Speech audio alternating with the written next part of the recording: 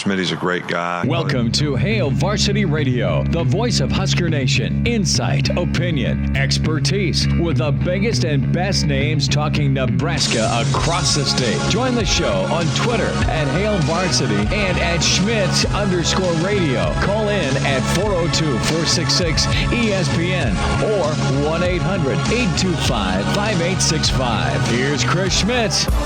Welcome to it. We're into Monday. It's Hail Varsity Radio, presented by the Nebraska Lottery. Chris Schmidt, Elijah Herbal.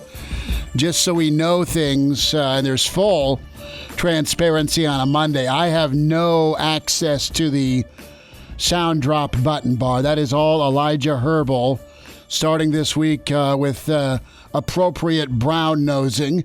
Can join us today at 466-3776, 466-3776, 800-825-5865 numbers to get in.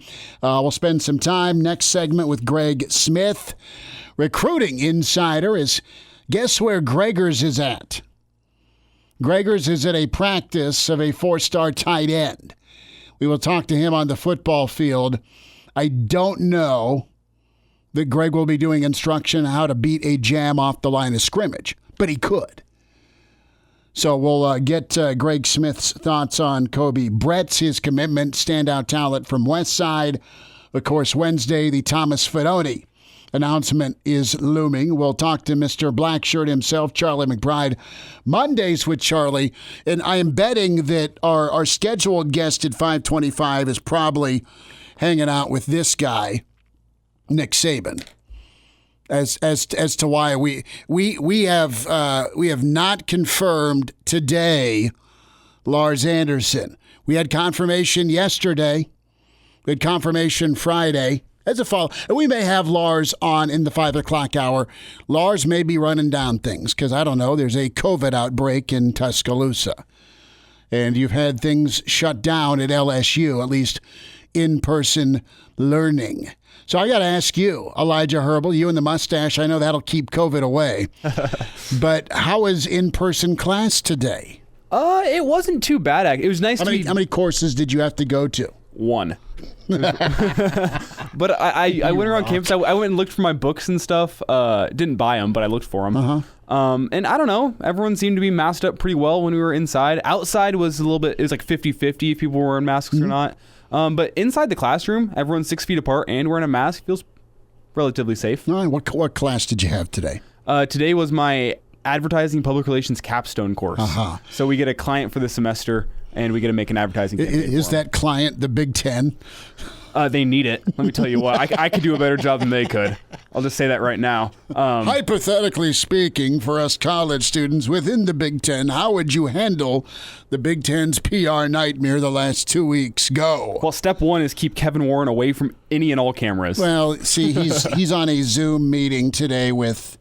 This was reported by Nicole Auerbach of The Athletic, also Pat Forty, and I think Adam Rittenberg has put it out there, but you have Kevin Warren is doing a conference call today, so I was wrong. It's not Zoom, but it's a conference call with more than 100 Big Ten athletes, coaches, and administrators.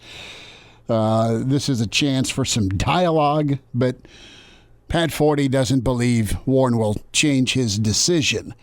And Tom Dienhart put this perfectly. Why now? Why? Why are you reaching out to coaches and players and 100 folks from around the Big Ten now, after you've blown up their season and really provided no information? There is new information out from attorney Mike Flood and the Nebraska parents he represents. We will get more in-depth to that, but the short answer is no phone call, no response, no nothing, nada from the Big Ten office when it comes to their response by the Husker parents on transparency and documents being released to them to come to the realization and better understanding as to why this decision shook out. And I know it's Monday, and I know we're supposed to turn the page, and I know, but listen, I want to give a lot of credit to a really talented guy, and we talked to we in our history we've talked to Sam quite a bit. Haven't recently, but Sam McEwen does nice work, beyond nice work for the World Herald, and he had a really good column and story that aired, and that's something that I want to get into. His chat with Moose, and it was all laid out. It was all laid out as to what didn't happen.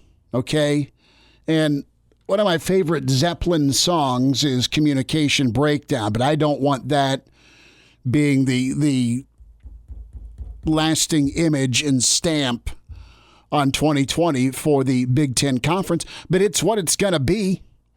It's absolutely what it's going to be. What did not happen for the Big Ten coaches and athletic directors, and God love Bill Moose for just speaking out and speaking honestly and speaking openly. You need to be a lobbyist. You got to pick a side as commissioner for Big Ten athletics. You don't need to straddle the fence and not bring all parties together. It's your job. And while there was a little bit of pressure, not much, but there was a little more, okay, clearly on chancellors and presidents with this decision. Here's your messenger in Commissioner Warren. Well, the way Bill Moose spoke in the article to Sam was, hey, the Big Ten coaches, the Big Ten athletic directors, all unanimous. We want to play football in the fall. That's Minnesota. That's the Big Ten West. That's Nebraska. That's Northwestern. That's Michigan. That's Michigan State. That everybody from Nebraska to Rutgers, spanning all of the states, all of the schools, they all said, we want to play. This is where we're at. We think things are going to be okay. Can you please communicate that to the folks you got to talk to? That's chancellors and presidents. Now, you may ask yourself, well, gee, can't the athletic director and coach communicate that to the chancellor and president of their own school? Sure. But does Indiana know how Michigan State feels? I'm sure everybody knows how Nebraska feels.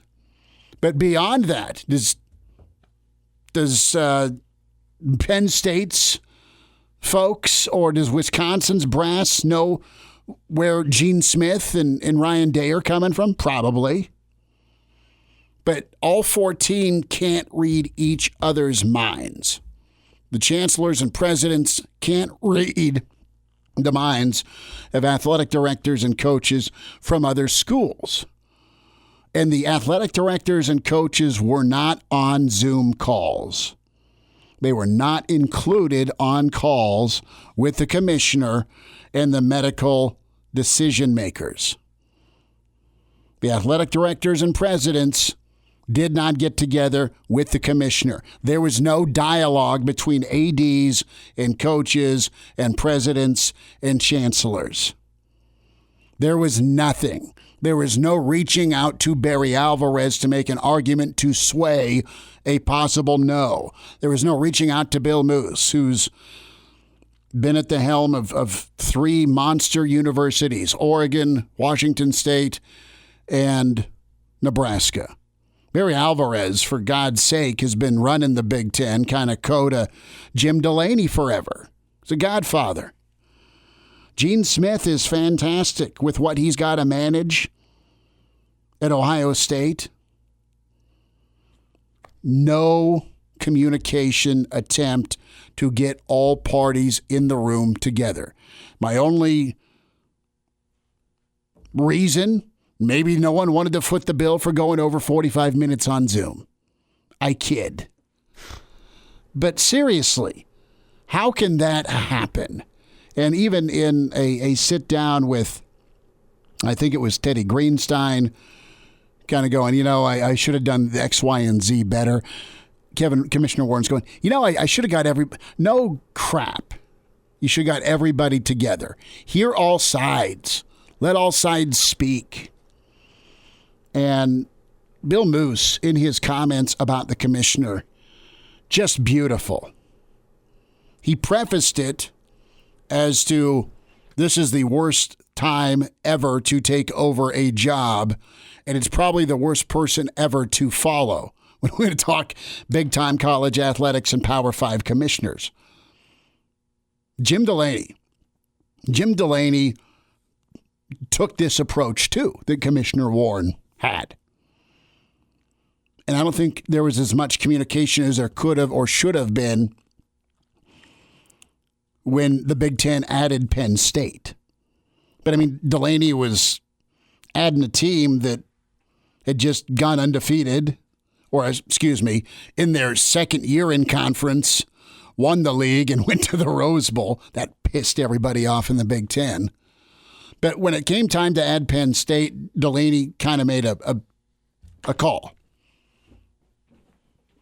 This will be good for the Big Ten. We're good to go.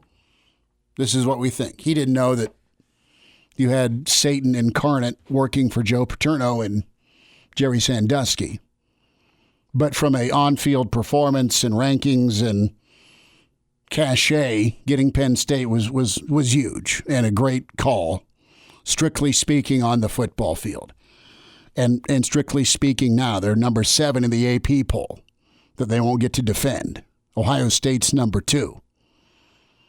But you have Warren trying to, I guess, make up for it now with with a conference call. But you didn't even have, I go back to A Few Good Men, the movie, right? You had Tom Cruise trying to figure out how to defend 2 Marines. And one major part of his case that gets botched is one of the defendants wasn't even in the room when the code red was ordered. That's how I feel. How do you not get input from Moose and Alvarez and Gene Smith and go down the list? Not only with the medical people, but with the presidents and chancellors. That whole party needed to be locked in a conference room 6 feet apart in downtown Chicago, and they needed to hash it out or have a last man standing contest to make a decision. Didn't happen. So, moving forward, the bad news is that the college football playoff is moving forward, and you'll have your National College Football semifinal on January 1st, the same day the Big Ten's supposed to start games, if they have this winter schedule. Because I want to watch football that has no bearing on a championship or, quite frankly, games that won't matter, while I can watch probably 3 of the 4 SEC teams, Bama, Georgia, LSU, play Clemson. It's how the SEC's always wanted it. So that's kind of the news of the weekend that's got me hot and bothered. And it is absolutely, I won't say criminal, but it's unconscionable that there were not steps taken to include everyone's voice. We talk about inclusion in society, and Spencer Tillman went off on this on Twitter. Having different backgrounds and voices and points of view makes the world a better place. Well, it would have made the Big Ten a hell of a lot better place had that happened when it comes to the calls and who Commissioner Warren was serving. Clearly has a conflict of interest. The people that got him hired versus the people he represents. And he represents the coaches and athletic directors. And he absolutely represents the student athletes. I'm not taking that phone call. I'm not participating in that phone call.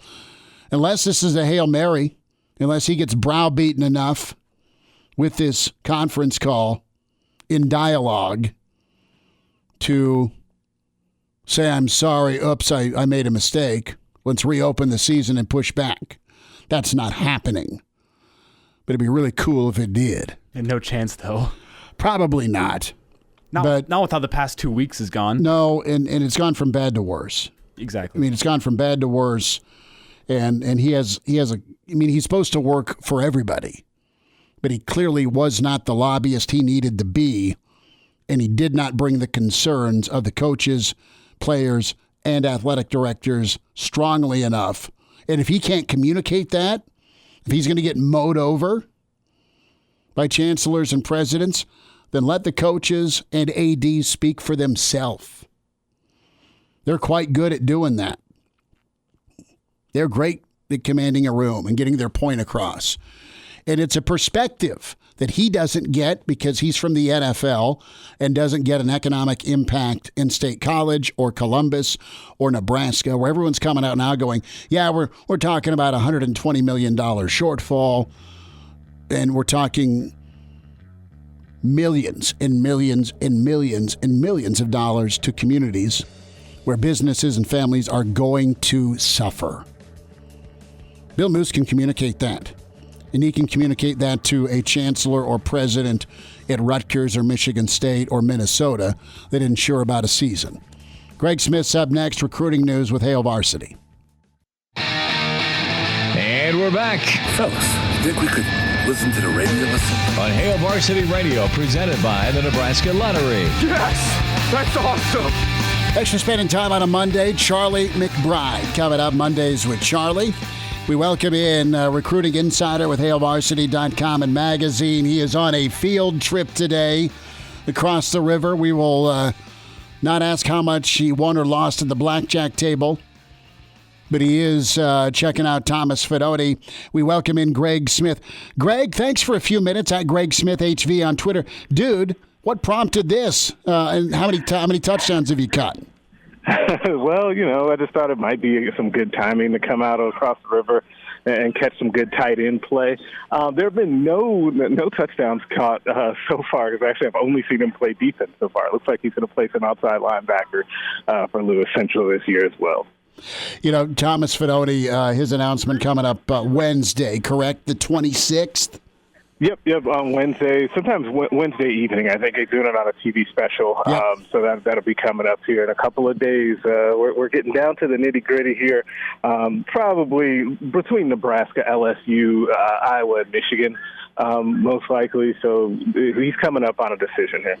Well, tell the world what you think. So my thoughts have not changed for quite some time. I still think that the pick is Nebraska. I think that he has the strongest relationship with not just the coaching staff, but also the other recruits in the class, players on the team. Like it's a total team effort there, and it doesn't hurt that Nebraska has been on him as long as any school that's recruiting him. You look at schools like LSU, or even when Notre Dame and Michigan came into the picture, it was a lot later than Nebraska did. And it doesn't also hurt that he and his family are all Husker fans, and he grew up wanting to play for the Huskers. So I still think that the Huskers end up being the pick. Well, that'll be great. We will no doubt react to the Fidone decision for Thursday's show and have plenty of thoughts leading up to it. Greg, big-time get for Nebraska, commit number 15, Kobe Bretz, the safety out of Omaha West Side. And I was just racking my brain. I saw the West Side Southeast. I did the playoff game, and I know you were on the sidelines for that. The regular season game for West Side Southeast was a 4:30 kickoff, so I caught the tail end of that. And I on the highlight films with Brett's, there were a couple of instances where Westside was a phenomenal team. I know they got to the state title game. I know Bell West was a little too much for them, but they are for sure hungry this year with the number of Division I kids they've got. Really talented coach and roster. But with Brett's, I remember vividly a couple of games I was doing where you've got Southeast marching in. Southeast went 1-1 against them, but Southeast is marching in inside the 10. It's power football time.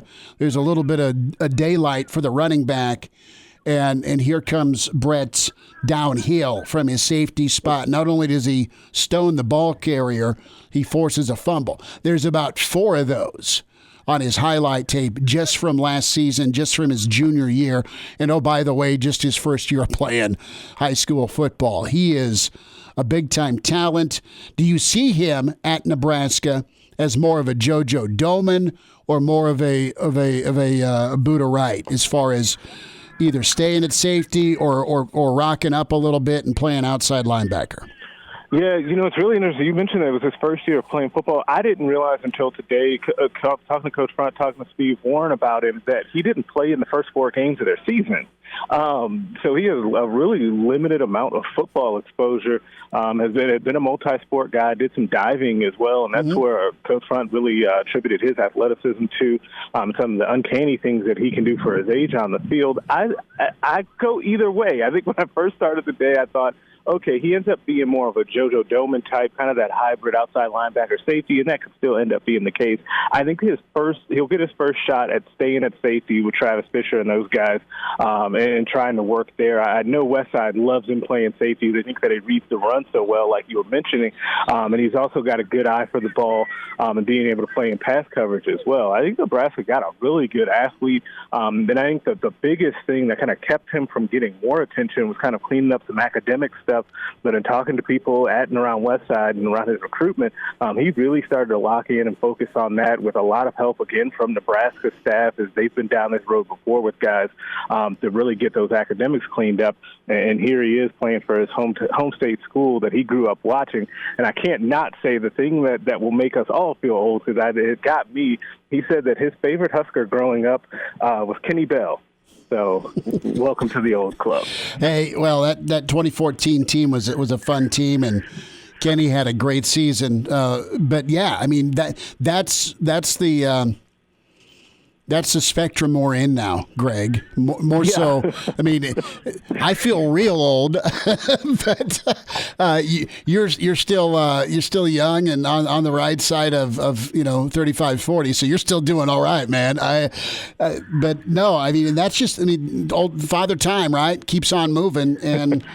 Hey, at least you've got a recruit and an in-state recruit for that matter saying, "Oh yeah, I loved Nebraska football growing up." I mean, that's something that's quite honestly been a little bit scarce from some of the in-state kids. Yeah, it definitely has, because there's been also a weird run of really good in-state talent that didn't grow up in Nebraska. They spent all of their time in Nebraska as well, so they've had exposure to other programs. They maybe had other family members that played elsewhere as well.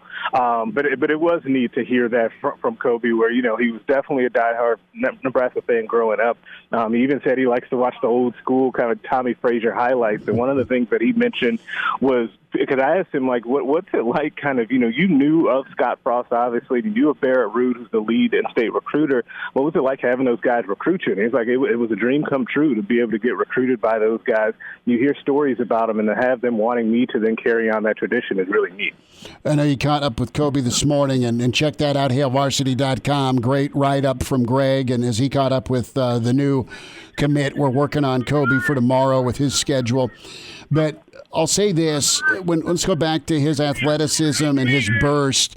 I mean, it's really pretty special, and we'll talk more with Coach McBride about this. But Nebraska, we know they need outside linebackers. But Nebraska's found just football players that are athletes that they can think about maybe putting some weight on. And it feels like that there's a plan for these kids to play, even if it doesn't work out. And I'm not saying this about Brett's or other kids, but I'm just saying not everybody's going to get either the snaps or the reps or make the transition to college. So do you have a scholarship that's just empty with a kid that maybe minimally contributes at his recruited spot versus finding a spot he can go thrive? And I think Frost and his staff are doing such a good job of cross-training kids, or they're going after prospects that they're cross-trainable. Does that make sense? Yeah, absolutely, and I think that it's smart, and it's a way that Nebraska kind of has to recruit in those cases. There's a couple of things there. I think that Nebraska has to be a team that they're not going to have a huge margin for error, so they're not going to just be able to cycle through guys If you have a handful of players in a particular class, and we've seen this in recent years, right, even before Frost was here, where if you have, a handful to almost double digits guys that kind of flame out, it can really set you back. But if you have guys that are versatile and that can maybe do something else for the team or find a way to contribute, so like you said, it's not that empty scholarship, that helps your team out a lot. Plus, you have guys that are versatile and can do a lot of different things that can only make all areas of your team better. I'm thinking particularly of special teams as well, because you can see those guys contribute on special teams too, if they're not able to crack the two deep at their given position. Greg, I saw you tweet out this morning that it could be a big week for the Huskers on the recruiting trail. We got Kobe Bretz in this morning. Thomas Fidone could be coming Wednesday. But if it's a big week, are there any other names you're looking at to maybe join the recruiting class this week? So I don't know if anyone else is joining the recruiting class this week, and we'll see with Fidone on Wednesday. But I'm still keeping an eye out on what happens with the rest of the tight end situation with Nebraska. I still think that James Carney, the tight end out of Norris, is close to getting an offer from Nebraska. And I still think that if he gets that offer, that he'll jump on that pretty much as soon as possible. We're also still waiting on A.J. Rollins and what his final decision is going to be. I think he's down between Nebraska and Missouri at this point. So when you start thinking about those types of situations, they could happen at any moment. And you think about what we've seen from this Nebraska staff under Frost. Is they're good to pull a rabbit out of the hat and have somebody come out of nowhere? Because it seems like about half of their commits end up being that way. So you just never know what's going to end up happening there. Greg, you detailed just how long Nebraska had recruited Kobe Bretz, and the academic side of things were, I don't want to say a concern, but it kept the offer from having until things were in place. When it comes to just what you like most about Bretz's film, I want to get this before we let you get back to the Fidone practice you're at. What wows you most about what you see on film? Oh, I think the ability, first, the athleticism definitely jumps off the page, it jumps off the screen, but I think the willingness and ability to come down and make a tackle. And I think immediately of something, I think one of the first things Travis Fisher ever said to us is that to be able to play in his room, you're going to have to not turn down tackles, right? And now that may have been a not so thinly veiled shot at cornerbacks that they had previously that they inherited, which they helped get that better. But still, that's true. Like, you're going to have to hit if you're going to play for Travis Fisher. And I think that's definitely something that really stands out outside of his athleticism, which everyone that you talk to about Kobe Bretz will definitely rave about. Greg, good stuff. We'll look forward to your practice update and your thoughts on Thomas Fidone for Wednesday and into Thursday, and great stuff with Kobe Bretz earlier today, and a nice get for Nebraska. We'll have a few thoughts, Elijah and I will, here next segment on the commitment. McBride's coming up, maybe a Lars Anderson sighting, but plenty of thoughts here on the Big Red parents and their attorney. Greg, get to that water cooler, dude. It's 1,000 degrees with 2,000% humidity. How are you holding up in this heat? I need one of these kids to hand me a water bottle. None of them look like they want to help a guy out. It's okay, though. It's COVID season. They can't become No, you can't share. Oh, that is true. That is true. I do have my mask, though. So no, I know. You're standing 6,000 feet away doing a radio hit under the goalpost. And we love you for it. Greg, you can show on some option football, though. You were an option quarterback, weren't you? I was an option quarterback. Maybe they'll let me go out there with Tony and do a little belly option. I love that. Greg Smith, the option pass, tight end wide open down the middle, man. I tell you what, Nebraska fans are just shaking their head right now, nodding. Yes, sir. Find me some Johnny Mitchell. Greg, stay safe and healthy. Thanks for the update and thanks for the report. Hey, thanks as always. You guys have a great week. You too. There he is. Greg Smith sweating in Council Bluffs. On the scene, man. Checking out Fidone. Good for him. But we'll spend a few more minutes on Kobe Bretz, and talented dude. Big get. And that whole West Side team is frankly loaded. They're just really good. Moving forward in this first hour on Hail Varsity. And now, back to Hail Varsity Radio. Big thanks to Greg Smith for joining us. Hail Varsity, presented by the Nebraska Lottery. Chris Schmidt, Elijah Herbal. So you've got the Daily Tar Heel throwing out the fact that the university dashboard has updated its COVID-19 number to, say it with me, 31.3% positivity rate in Chapel Hill. The percentage of preseason ranked teams in today's released AP Top 25, 32.1% cannot compete for the national championship. 32% of the ranked preseason top 25 is not playing football this fall. That's number 2, Ohio State. That's number 7, Penn State. That's number 12, Wisconsin. That's number 16, Michigan. Iowa's in there, USC, and Oregon. Oregon's in at number 9. So, a little frustration there. Back to recruiting. And, I look at the offer that happened on Friday for Kobe Bretz, and he detailed the phone call from Frost and the fact that Nebraska really wanted him and the phone call that he made Sunday night to Coach Frost to become commit number 15. I did not know that, and we'll talk more about this with Kobe tomorrow, this guy's a phenomenal fluid athlete, and he's a swimmer diver, and his first year of ball was last year, and I can't tell you how many impactful plays the guy made in such a short time, and from a scouting and just you look at some of the national scouts that are with either Rivals or 24/7, he doesn't have the same pop rating-wise as Avante Dickerson, but he's mates with him in the backfield. Both those guys, for God's sake, are locking down most of Class A Nebraska. And from a comparison standpoint, there are folks that really like, and he's not a top 100 recruit like Avante, but there's not much difference if you talk to some folks. And I know that sounds like, yeah, sure, Nebraska fan.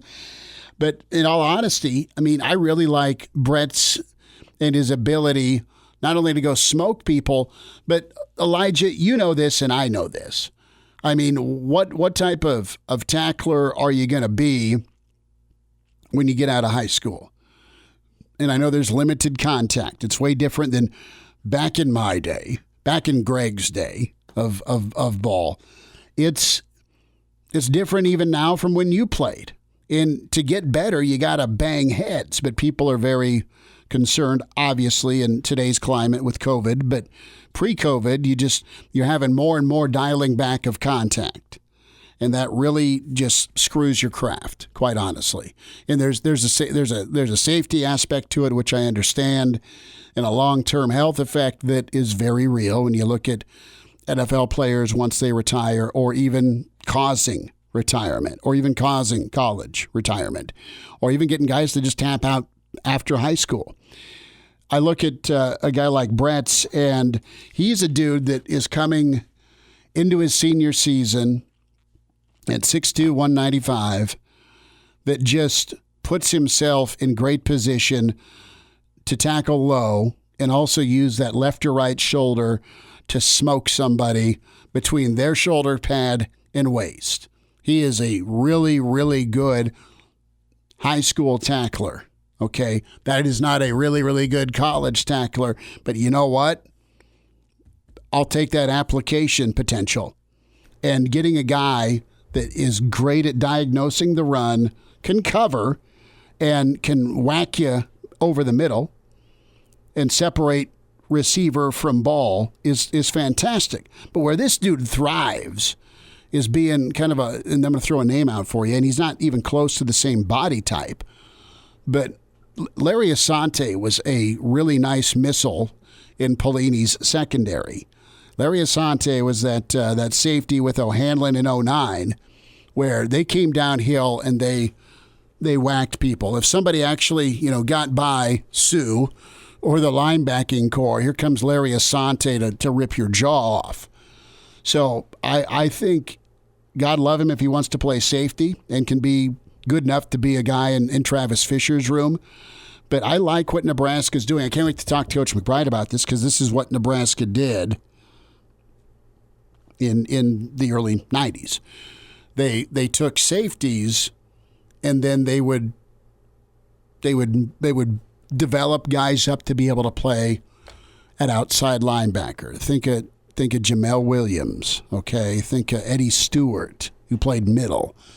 But you get my point. You look at Levante David. You look at Terrell Farley.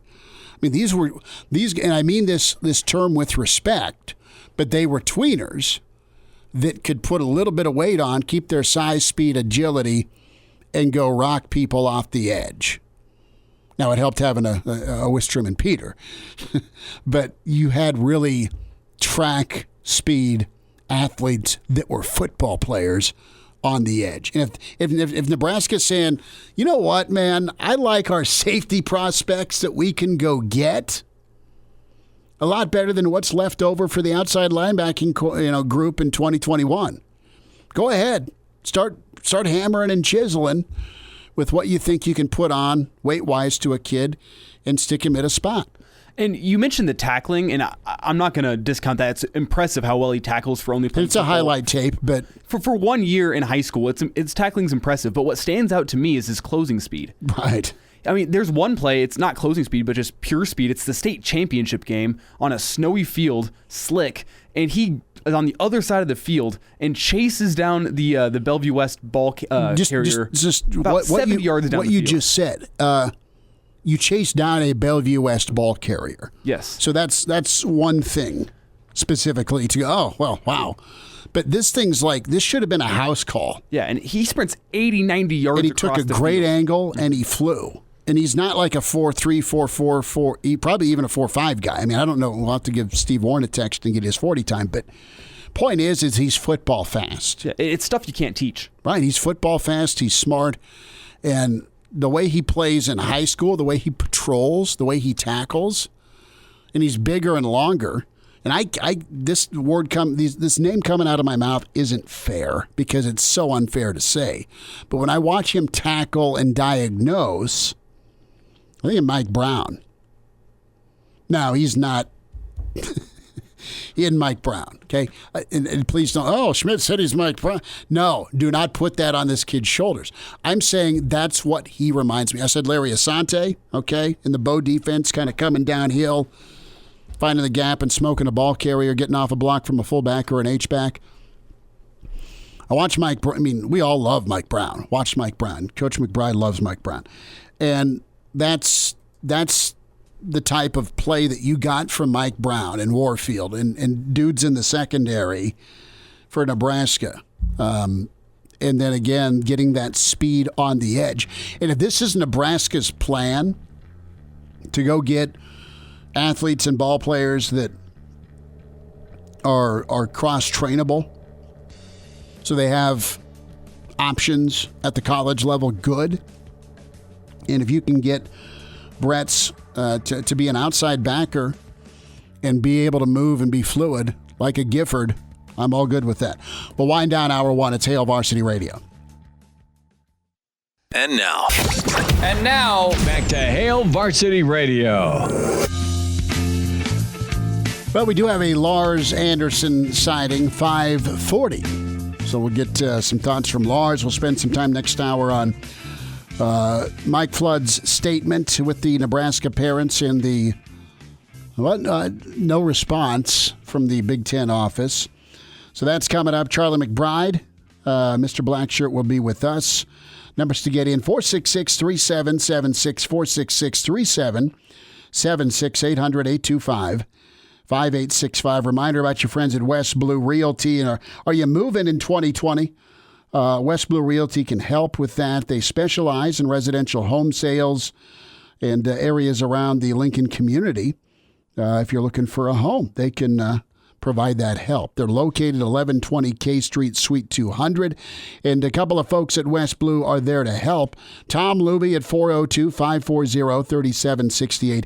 Kelly Hofschneider, also fantastic at 402-202-2312. It pays to work with West Blue. So they also handle agricultural land. If you're looking to sell some ag land, they have an auctioneer. They can handle live auctions and sealed bids and general land listings. They've sold land all over the great state of Nebraska, Lancaster, Otoe, Seward counties. They can help you out with a large radius. WestBlueRealty.com, 1120 K Street, Suite 200. So, Elijah, you had one course today in lecture hall.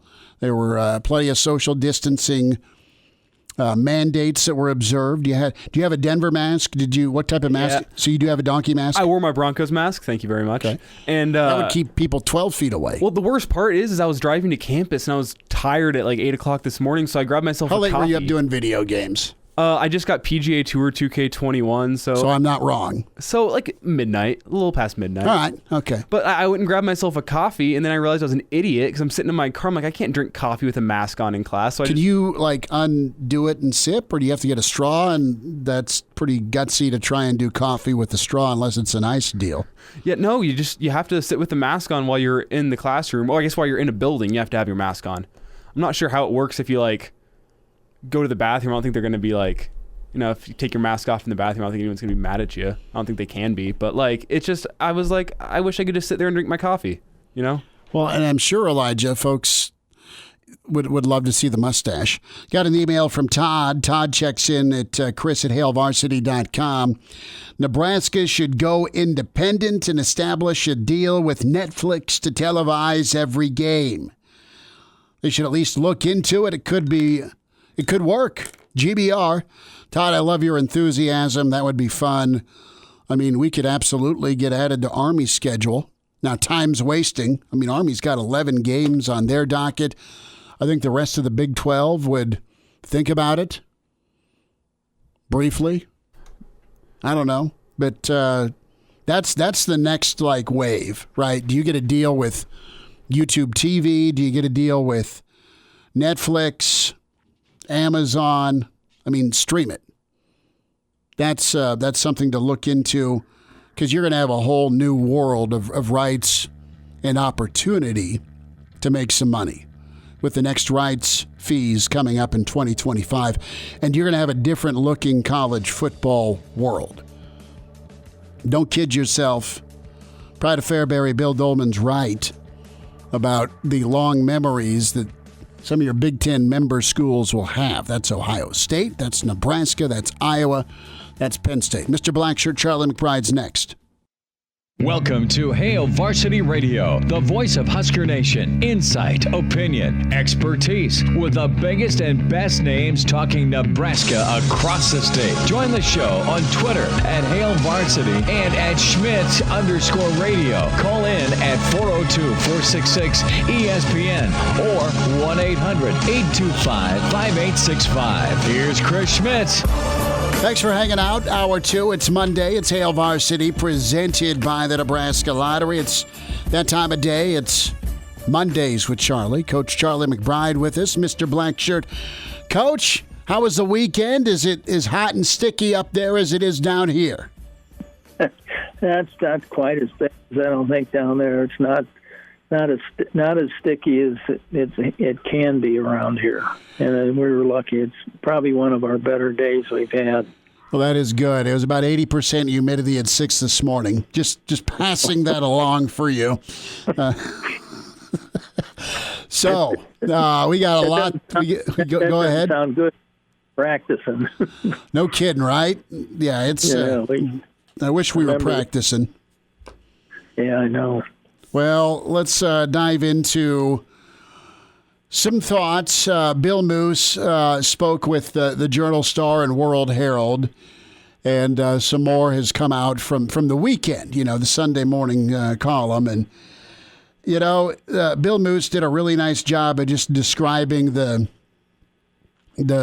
process and, quite honestly, the lack of communication where an athletic director and coach were not part of the same call as the medical people that were advising, nor were the coaches and athletic directors part of the conversation with the chancellors and presidents. And Nebraska's probably unique with the chancellor and president and coach and athletic director all being a unified voice. That's not that way everywhere. But I tell you what, there's a lot of schools who probably don't know what Nebraska was thinking because it wasn't communicated that way. And I want your take on what the job of the commissioner should have been. Should he have been a lobbyist for the coaches and athletic directors, or is he beholden to the chancellors and presidents? Well, I think number one is he's new, and I don't think his background shows you that he's somebody that really understands the whole insides and outs of athletics and college football. I mean, he may have been around it and that, but I think the thing is when you're an athletic director and you're responsible for the financial end of it, you're responsible for the health end of it, and it's a tough thing. It's a tough thing to balance a lot of times, and that's what they're doing right now. I think, there's too much information going out that probably isn't totally true. I'm not an expert at this, but even the numbers and things have been a little distorted, and you're finding more out every day about different research things that people have tried to pump up, and they really haven't been really worked at enough. And I know on one in particular, they had they were talking a little bit about the heart problem, and the age group was 49 years old, the average age of the people that they were talking about. And of course, that's one of the things I think they used in the Big Ten was maybe that particular research study that was going on. And then when you only talk about one thing and you don't really look into a lot of it, it like I said, it's like coaching. Sometimes, you have 4 assistants or something and yourself, and if you're trying to make all the decisions for all of them, I think you need to have all of them, because 5 heads are probably better than 1. Because all of the things you'll be able to see things in the corners. And I think that the communication thing is shot. I think it's a huge mistake that they made. I think the Southern schools did the right thing and waiting and were patient until they could go through a lot of this stuff with their chancellors. There's chancellors that don't have a clue about what the financial ends of athletics. I mean, I talked to a couple of guys. I don't want to name the schools, but they were just so out of it that they didn't, they weren't even worried about it. They weren't. They kind of let athletics sit over there and let them take care of themselves and things like that. And I think that's one of the biggest failures you have a lot of times in education, because education is everything. Somebody says, well, it's just this or that, or education is going to school and learning about everything. And especially if you're maybe a special student that is good in math or good in science or whatever the case is, you're really interested in that line. And if you're an athlete, most guys know better. They can't play in the NFL. No, they don't have a chance, to play, but maybe want to give it a chance, but they know darn well that you can't eat the football. And you got to get something going. You got to look ahead in your life. You got 60, 70 more years, 80 maybe years of your life. You better prepare for, and if you think a football's going to do it, you're nuts. But it is a motivating thing for a lot of players who have this ability to do that. And just like anything else, just like if you're a great tuba player, maybe you want to play in a band the rest of your life or something. It's just, who knows? Each person has his own niche. And I just think that when he made a decision, it sounded like he didn't take into a lot of consideration anything but maybe some of the people that said, let's close it down, and then we don't have to worry about it and all this kind of stuff. I think in the long run, you're probably going to get a lot more negative things come out of the research part of the thing that these these coaches, these people that have made the decisions. Who knows that different schools are different ways, but in this case, it looks like pretty much the commissioner made the final decision on the whole thing, and nobody at the universities really had a whole lot of input. Charlie McBride's with us Mondays with Charlie, Hail Varsity Radio. And these are my words. It just felt like a rigged game, Coach. I mean, it just felt there was no shot. You had certain voices from certain parts of the university excluded. How can you think it's not a good idea to get everybody on a speaker together and let's just hash it out. Let's just talk it out. Let's get all points of view. And right. That I just can't believe that. I mean, I guess I shouldn't be shocked, but I can't believe that it's gone down like. I mean, he's on a conference call, or was earlier, with over 100 student athletes, ADs, and coaches. And great, that's nice that you're talking to them, but it's 2 weeks too late. You've already made your decision. Yeah, I really think that you have to go. You really have to take the time. You have the time.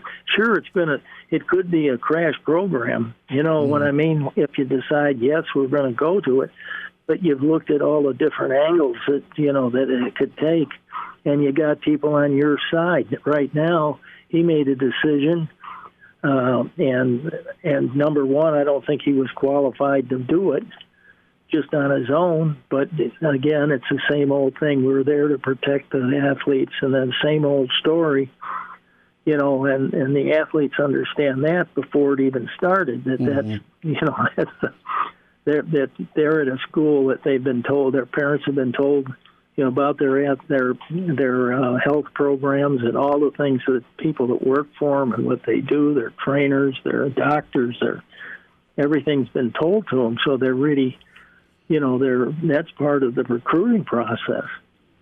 And then when you get into something like this and you just, go off and who knows what the right thing is exactly, but you're never going to find out, along the road unless, something happens. There's been so many guys with, I think this and I think that, it's kind of unusual. Let's find out. Now, you can always stop you can always stop the thing in the middle of it. Sure. I mean, if it gets to a point where it's out of hand. But if you give it a chance and you let the medical people take care of their people, and I watch stuff on TV right now. I'm watching the pros and, talk about being, distant from each other. That's a bunch of garbage.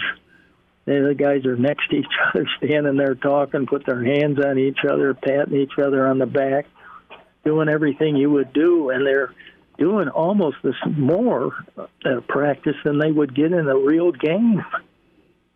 And you got to look at some of that stuff. And sure, maybe there's something that comes out. Maybe there's a guy that tests positive, but he feels good. He does all this stuff. Who knows? Maybe some of us have been carrying this around forever. Who knows? I don't know. Yeah. But until you really find out, and then then you get the political side of it, where you just wonder sometimes if a lot of this stuff isn't smoke and mirrors, and and people just wanting things to do that, wanting to shut down things, and wanting to I can't believe what's going on, around with some of the, all the other businesses along with athletics. But when you're talking millions and millions of dollars to support both men's, women's athletics, well, you're not talking about one school.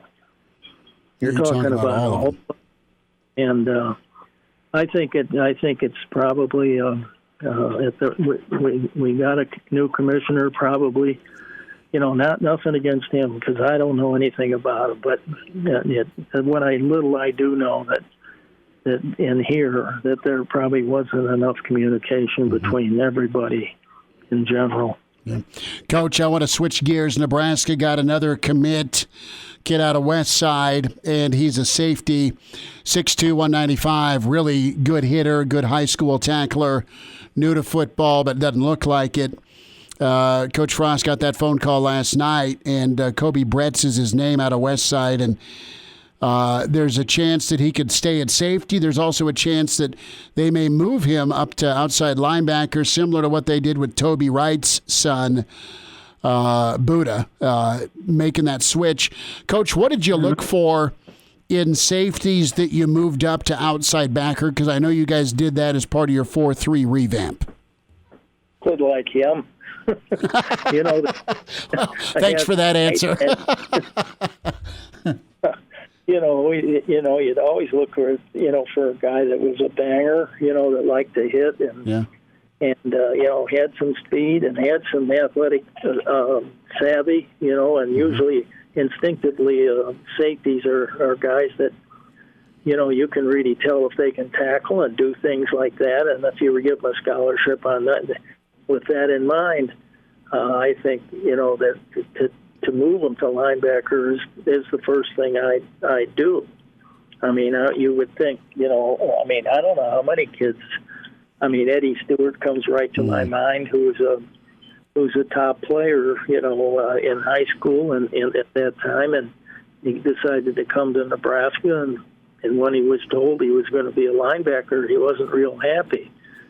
But as it ended up, he was an All-American, and so the move was right.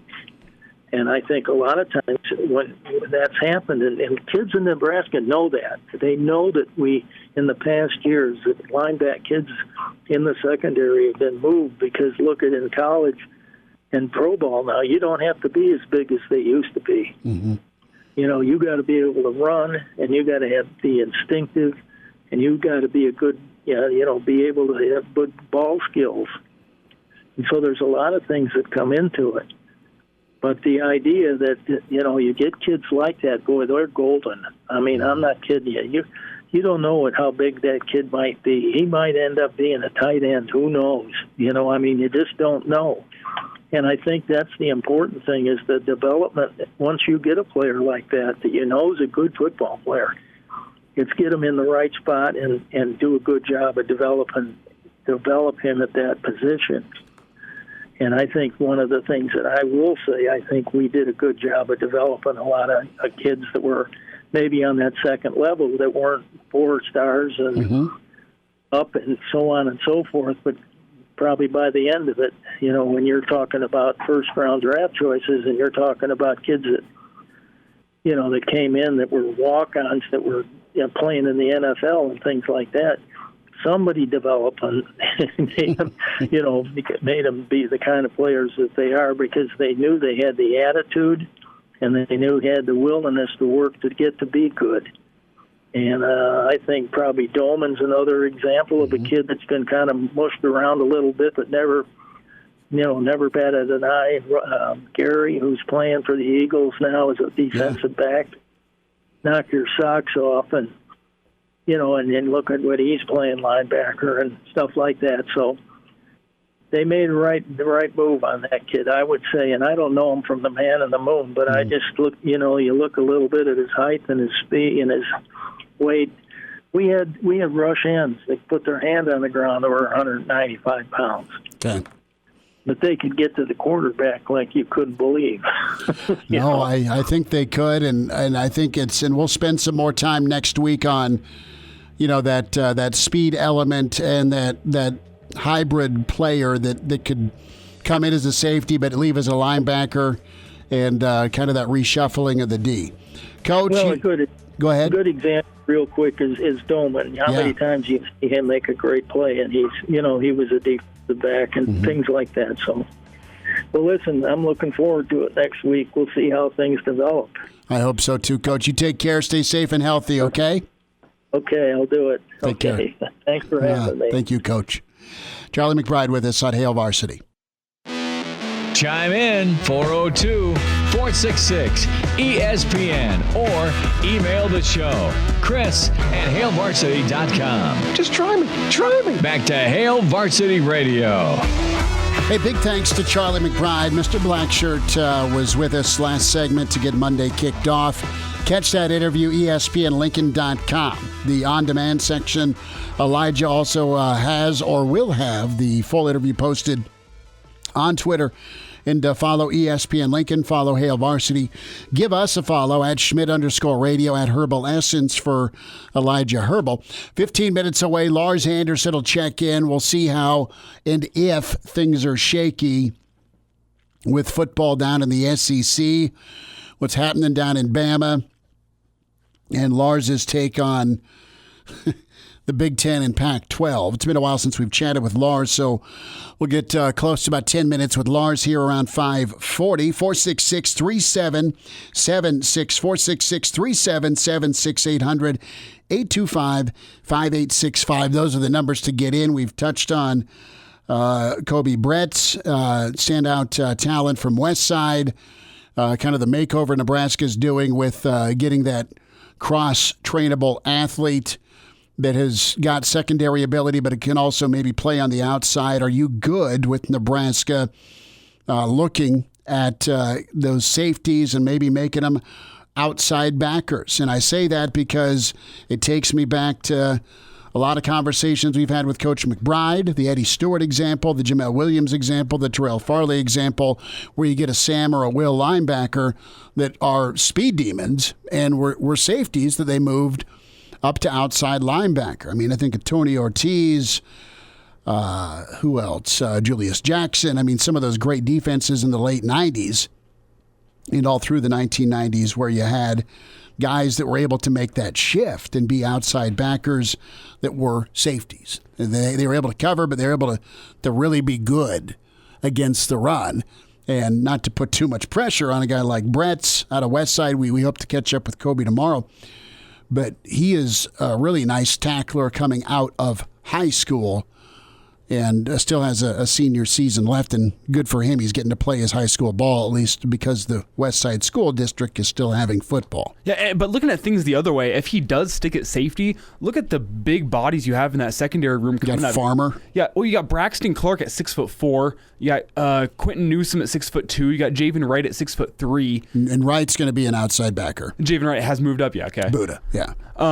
But then you bring it back. I mean, Nabab Joseph, 6'2". It's a big secondary group that, add in 6'2" Kobe Brett's to, and that's formidable for any Big Ten offense to open guys that are all above 6 foot that are going to be as tall, if not taller, than your wide receivers. They're going to hit you. They are going to hit you. Speaking of contact, you have zero contact back from the Big Ten office. Let's get you updated here with Senator Mike Flood, lawyer Mike Flood, as he is representing 11 Nebraska families. Last week a letter was penned by Attorney Flood and the 11 Nebraska parents. They were requesting the following.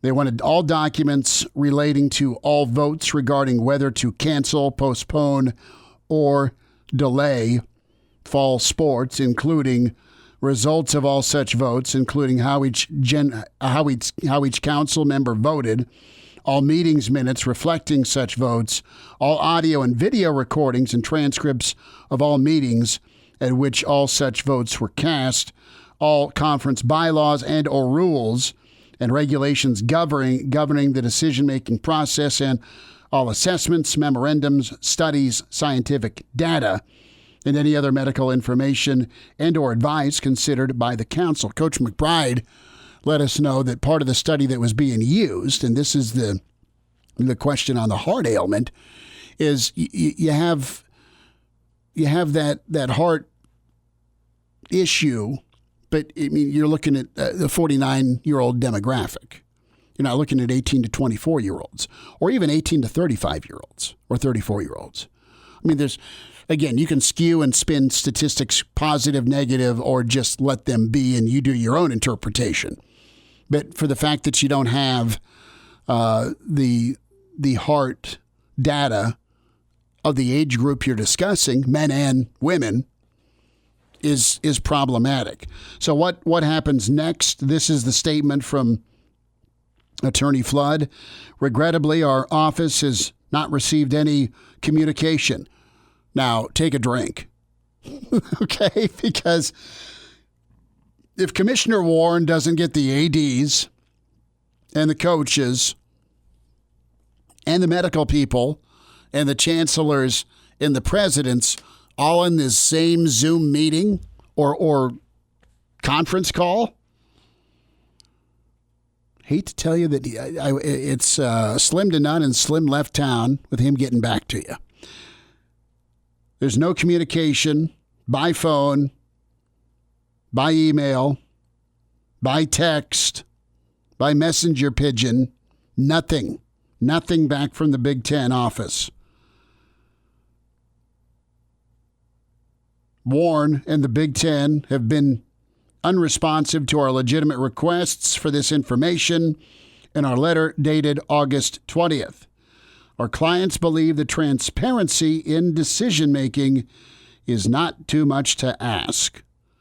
When the health and students, with the health of student athletes and their future opportunities and very survival of men's and women's sporting programs are at stake, Mr. Flood's going to meet with the parents and their sons to take the next most appropriate step. It's frustrating, but these student athletes must, on their own dime, pay to educate professional adults about basic transparency and fairness. This is from the McCaffreys. This is from the Newsoms. This is from the Benharts. This is from the Pipers.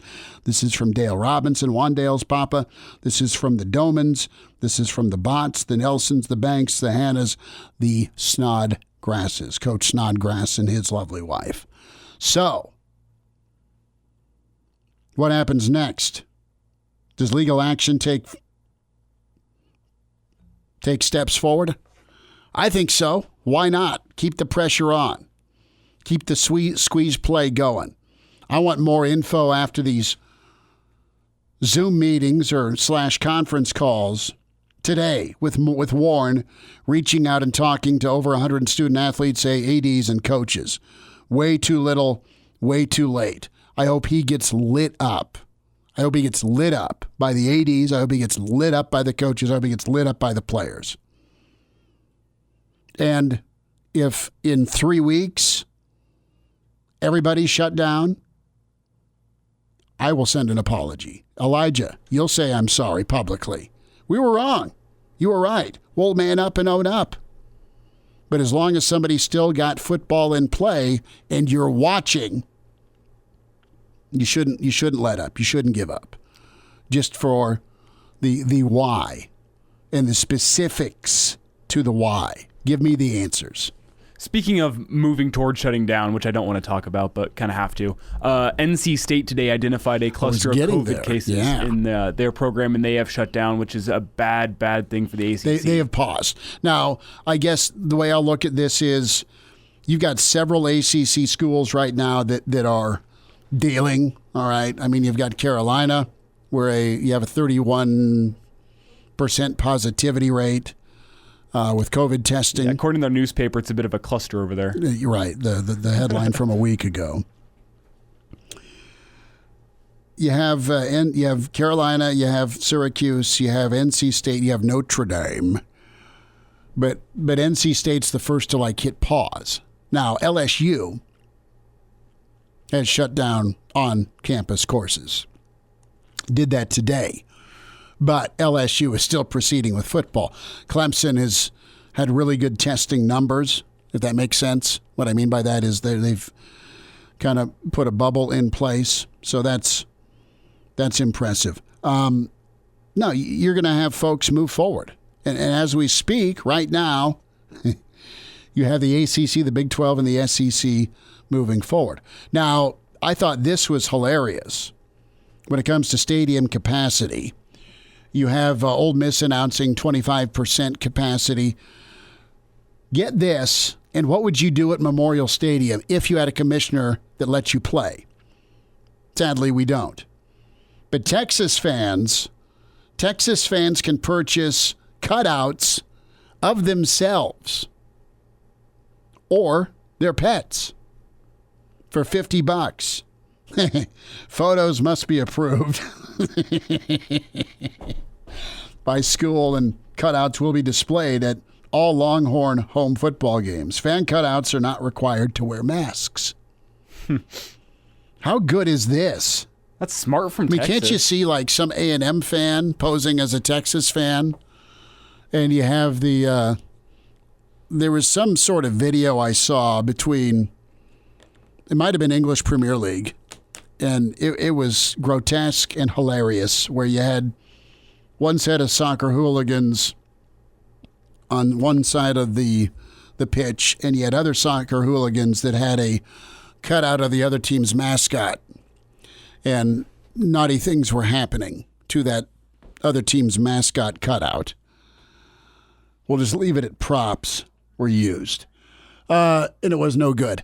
But no, I mean, if you're a Nebraska fan, and if, let's just say, in a wonderful world where it's a limited capacity versus no capacity, hey, it'd be awesome to have, I don't know. I would probably put a cutout of Junior in red, or I'd do a cutout of Gertie the German. I'd spend $50 on my pet. There's got to be a way to get something funny on one of those. Right. Well, there's got to be something slips through the cracks. You can still be funny, but it can be appropriate. It can be approved. Yeah. But $50. I mean, I think that's not too much to ask. How big are the cutouts? That's a better question. And can you keep them once the season's done? Pete's on the line. Pete, we got about a minute. Go ahead. Pete, you're on, partner. Hey, how you doing? Good, brother. Got about 1 minute. Go for it. Quick question. The Big Ten's going to lose somewhere around $1 billion in revenue, given the decision they made not to play fall sports. Do you know if the commissioner and the presidents and chancellors of these colleges that made this decision, are they taking a pay cut? I would hope that that's part of this deal. I do not know that for a fact. I would assume Nebraska's administration's part of the 10% pay cut moving forward. But they need to be if they're not, Pete. Thanks for the phone call. Appreciate you checking in. Yeah. I'd assume no, honestly, but I'd hope so. Why wouldn't they? I mean, like, it depends on if we're talking pay cut or just no pay whatsoever. No, pay cut as in like 10%, Pay cut's 20%. fair, yeah. Lars Anderson's up next. And now, Back to Hail Varsity Radio. Thanks for spending time at Hail Varsity, presented by the Nebraska Lottery. Let's check in with part of the Jay Barker Show and longtime college football insider Lars Anderson with us, and Lars Anderson71 on Twitter. Lars, thanks for making time. Know it's a busy time for you and wanted to get caught up. How are things feeling down there in Tuscaloosa, my friend? Not only with kids back on campus, or supposed to be back on campus, but during COVID, during the pandemic. How are you feeling the stability is right now with the SEC and football moving forward? Well, today was a little bit of a game changer. The mayor of Tuscaloosa, Walt Maddox, who is a good friend, dear friend of mine. I was a speechwriter. He ran for governor of Alabama. He got beat, but he's still the mayor of Tuscaloosa. He had a joint press conference with the president of Alabama, and, man, they basically said, we got a Category 5 hurricane, and it's coming right at us, or it's on top of us right now. And so they announced that for the next 2 weeks, all bars are shut down in Tuscaloosa. And not only that, all liquor stores are basically shut down in the county of Tuscaloosa, which makes Tuscaloosa a dry county. And imagine Lincoln being dry, or Lancaster County being dry, and how that would make students feel and local residents. But there has been such a spike in positive COVID cases among students that they know that they're on the threshold here of something really, really bad. And the University of Alabama, again, where I teach, they have not been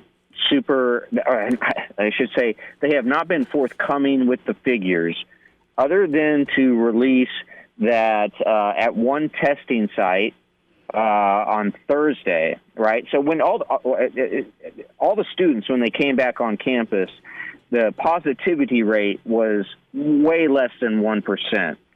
At this one testing site on Thursday, it was over 28%. Man. So it's almost 1 in 3 students who, I don't feel good. They're not feeling well. Mm-hmm. So it seems to me that we're on a collision course here at Alabama, at least, and certainly this is not just related to Alabama, but this is colleges all across the country.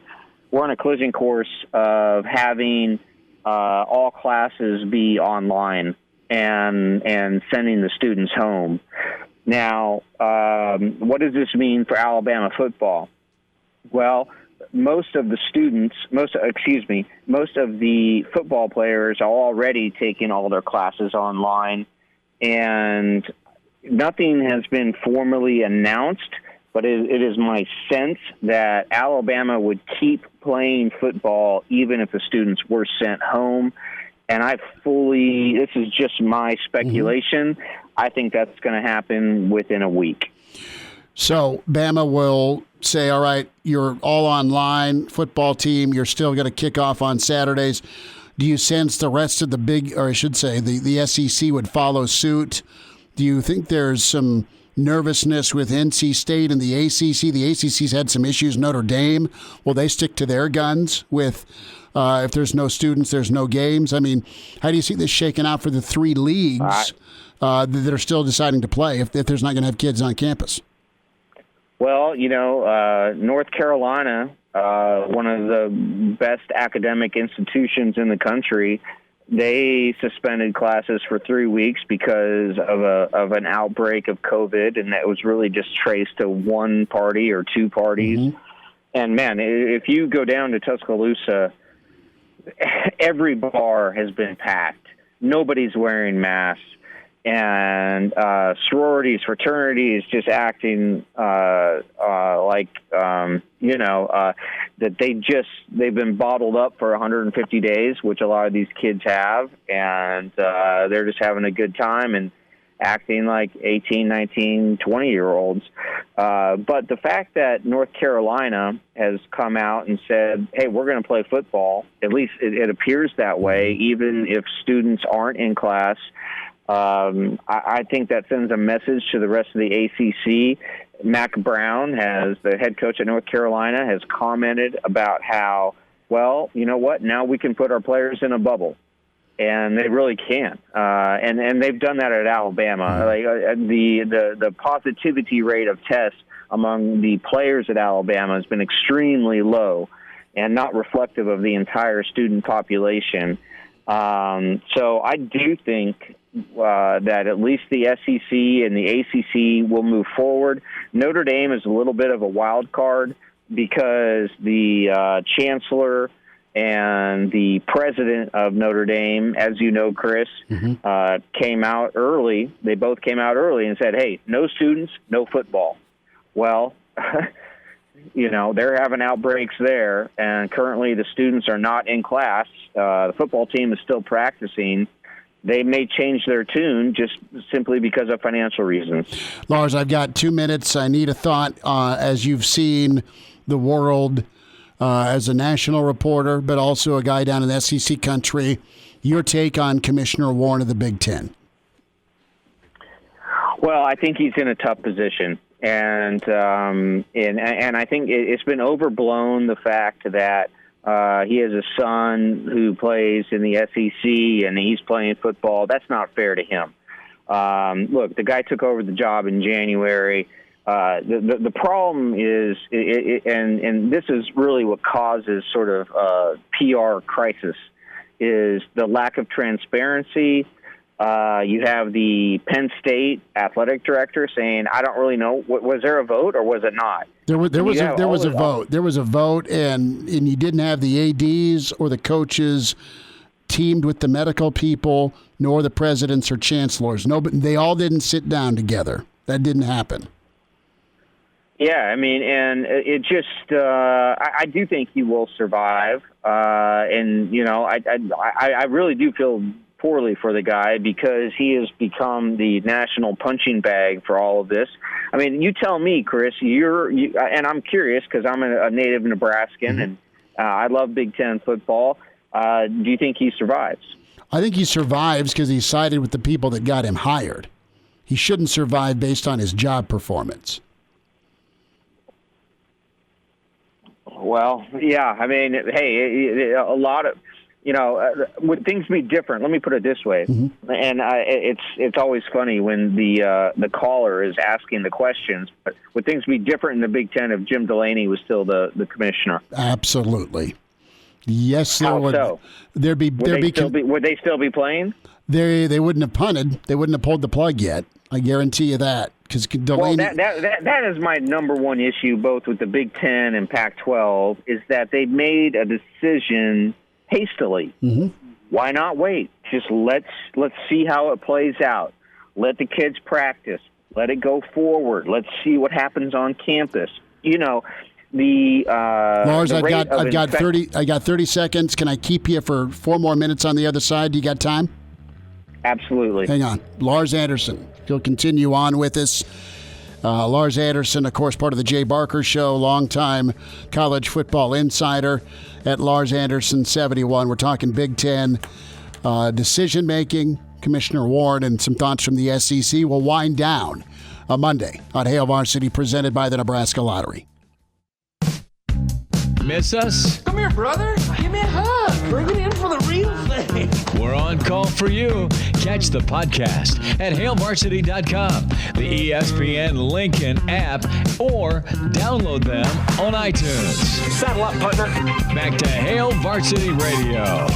College football insider, part of the Jay Barker Show, New York Times best-selling author, part with The Athletic and Bleacher Report and Sports Illustrated for 30 years of college football coverage. Lars Anderson back with us. Lars, we were talking, Kevin Warren, the commissioner, we were talking timing.